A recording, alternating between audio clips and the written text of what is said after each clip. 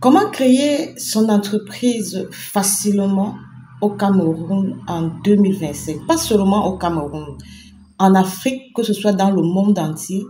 Je vais vous donner quelques astuces, euh, quelques préalables qui vont vous aider à bien créer votre entreprise et à bien démarrer dans votre entreprise en cette année 2025. Parce que les erreurs du passé ne devraient pas se produire, euh, ne devraient pas se reproduire en fait. Plusieurs personnes font beaucoup d'erreurs lorsque elles démarrent dans leurs entreprises. Elles font beaucoup d'erreurs et il y a des préalables. Aujourd'hui, je ne veux pas entrer dans les business plans, les études de marché, etc. Ce sont les choses qu'on en parle presque partout. Mais je veux mettre l'accent sur un élément. Je vais mettre l'accent sur un élément, même si après je vais aussi parler d'autres choses. Mais aujourd'hui, je vais mettre l'accent sur un élément.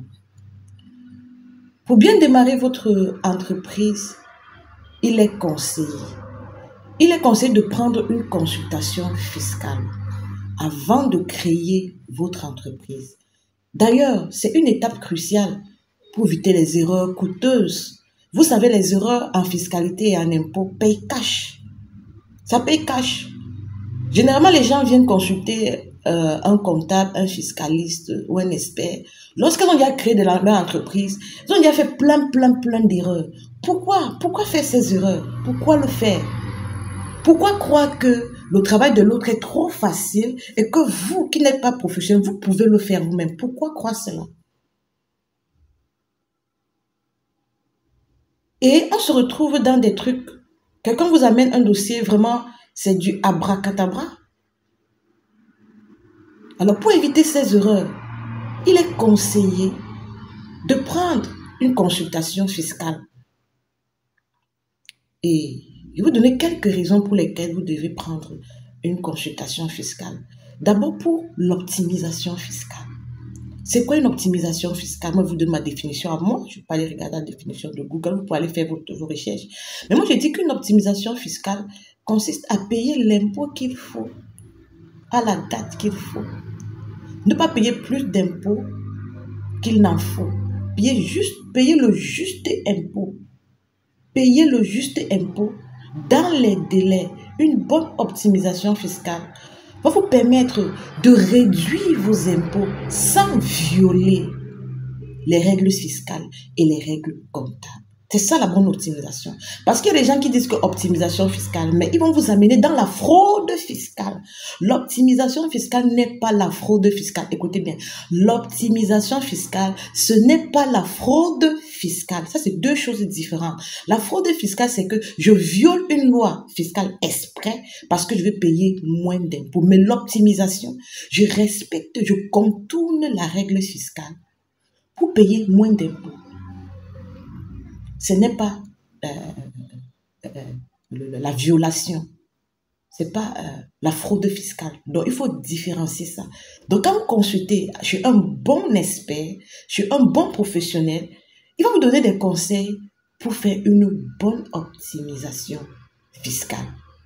Quand vous avez consulté. Mais si vous partez, vous dites que non, la comptabilité c'est quoi? La fiscalité c'est quoi? Alors, je connais, je peux. Quand vous connaissez, comme vous pouvez, vous courez, vous partez après. Oh non, madame, les impôts disent que il y a les erreurs. Non. Consultez avant. Consultez avant. Quand vous dites comment vous devez marcher. Quand vous dites comment vous devez marcher. Sinon, vous allez vous buter. Et vous allez dire quoi aux impôts? Que non, je ne connaissais pas, c'était encore à mes débuts, c'est pour ça que j'ai fait ça. Non, vous allez payer, on va vous redresser. On vous redresse d'abord. Comme ça, pour que vous n'ayez plus reprendre ce genre d'erreur. Maintenant, pour la deuxième raison, sur le choix du statut juridique, il y en a qui ne connaissent pas. C'est quoi une SA unipersonnelle? C'est quoi une SA pluripersonnelle? C'est quoi un établissement? C'est quoi un ISA? Ils ne savent pas. Ils passent à me dire que bon, je vais créer mon entreprise. Il ne connaît pas les implications du choix de chaque statut juridique. Il ne connaît pas. Lui va seulement créer. Et demain, il va dire, oh, je ne savais pas. Je suis bien parti. Je m'a dit que je veux créer. Et puis, on m'a dit que il faut que, comme tout le monde fait là, ça. Moi aussi, c'est quoi j'ai fait là, ça. Mais je ne comprenais pas bien. Donc, maintenant, expliquez-moi. Vous avez déjà créé. Vous avez déjà créé l'entreprise. Maintenant, qu'on vous explique là, ça n'a plus l'impact que ça aurait eu si vous aviez d'abord consulté avant de créer. En consultant avant de créer, vous prenez une décision en connaissance de cause. Vous prenez une décision, vous faites le choix de votre statut juridique en connaissance de cause. Vous savez pourquoi vous faites le choix de ce statut juridique. La troisième raison, c'est comprendre les obligations fiscales. Comprendre les obligations fiscales. Il y en a qui entrent dans des activités, ils ne connaissent pas les obligations fiscales inhérentes à cette activité. Ils ne connaissent pas. Ils ne connaissent pas. Est-ce qu'il y a des mesures fiscales d'accompagnement dans mon activité? Ils ne savent pas. Est-ce qu'il y a des impôts spécifiques à mon activité que je dois payer? Ils ne savent pas. Qu'est-ce que je dois payer comme impôt? Quand est-ce que je dois payer? Il ne connaît pas. Il se lance seulement. Il a seulement entendu qu'entrepreneuriat, il faut créer les entreprises. Il ne peut pas créer. Laissez-moi vous dire que sur 100 entreprises qui sont créées aujourd'hui au Cameroun, il y a près de, je vais dire 40% qui font cessation d'activité dès la première année. 40% font la cessation d'activité dès la première année. Parce qu'il ne suffit pas de créer. Il faut créer et faire vivre l'entreprise. Il faut créer et pérenniser l'entreprise. Il faut créer et payer les impôts qui vont avec. Toi, tu ne connais pas les obligations fiscales qui sont liées à ton activité. Toi, tu ne connais pas. La quatrième raison, c'est la gestion des revenus du dirigeant. Comment est-ce qu'on gère les revenus du dirigeant? Et j'aurai une DG. Moi-même, je suis PDG. J'aurai les salariés. J'aurai le directeur de ci, le directeur de ça.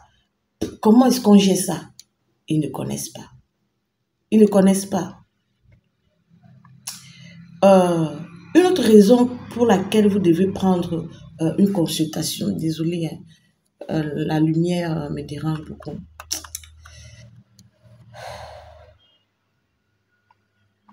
Une autre raison pour laquelle vous devez consulter avant de créer votre entreprise en 2025, c'est pour anticiper sur les risques. Anticiper sur les risques, surtout les risques fiscaux. Vous savez, pour que les impôts viennent vous contrôler, il faut qu'ils aient identifié un risque fiscal. Que ce soit le risque fiscal peut être à travers vos déclarations que vous faites chaque mois.